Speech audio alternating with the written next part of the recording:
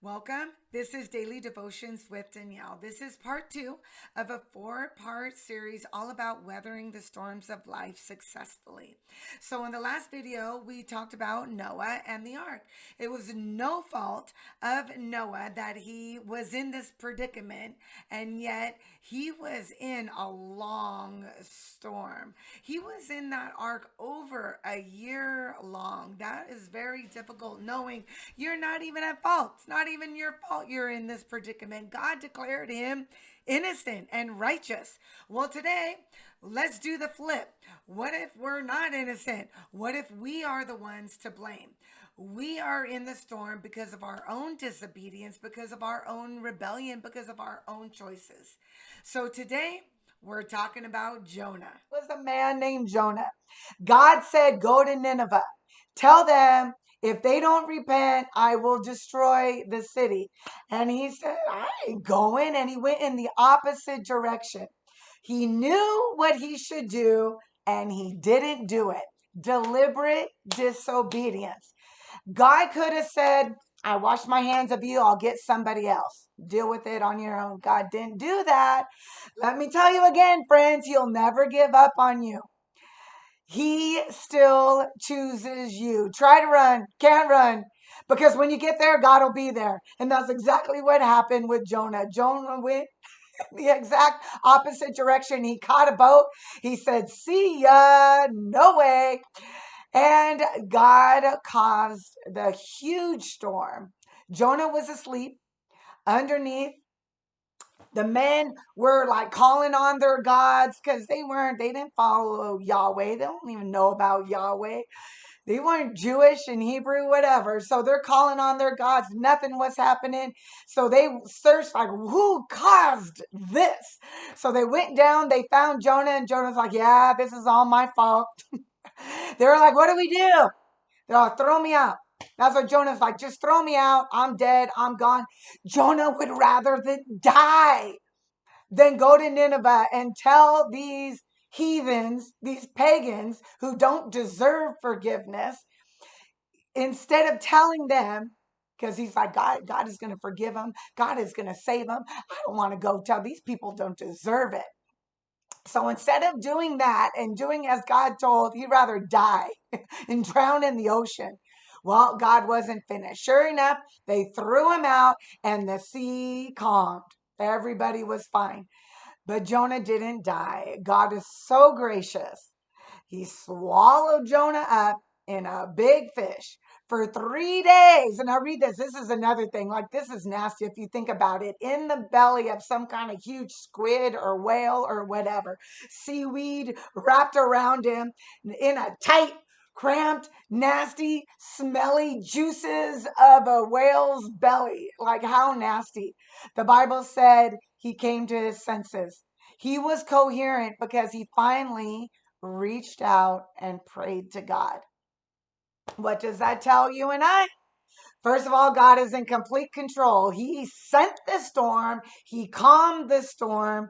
He preserved Jonah through the storm, even though it was his own rebellion, his own doing. And he heard Jonah's cry from the belly of the whale.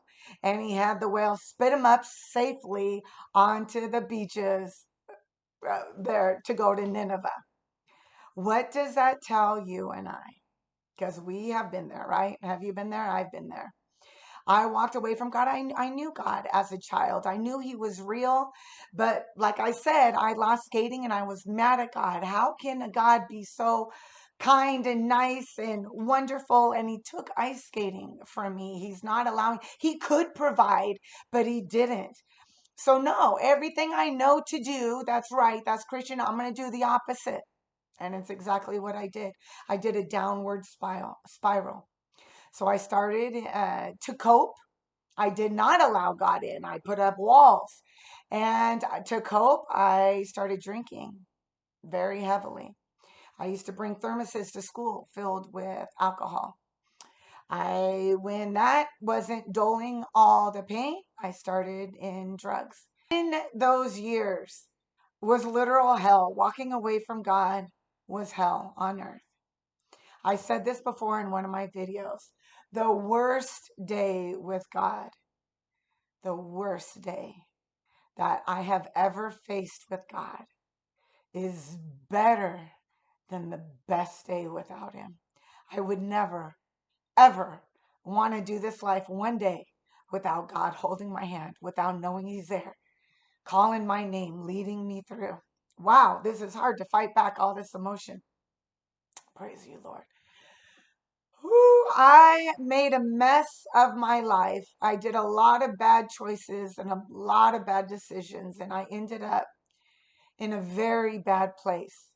But just like Jonah, God rescued me. He re-enlisted me. He washed me up. He turned me around. And he's like, I still choose you. He will be right there. And then how do you get back? How do you still this storm? The storm with Noah, it was God's timing. Noah just had to ride it out because God shut it down. He said, okay, now come out. God literally shut the door on Noah. And then Noah came out when it was all done. So that was God. How do you shut down the storm? This storm is one good decision after the other. God stilled the storm and Jonah repented.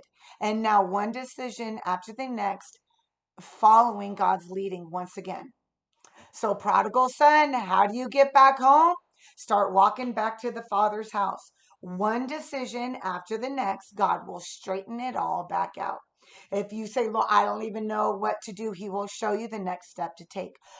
All right, friends. Well, let's wrap this all up today by saying no matter the cause of the storm, whether you're innocent like Noah or not so innocent like Jonah, making complete wrong decisions, bad decisions, complete rebellion against God, God still rescued him, still called him out, still preserved him, still loved him, still chose to use him. He didn't disregard Jonah, didn't throw him, didn't let him die in the ocean like Jonah wanted to do.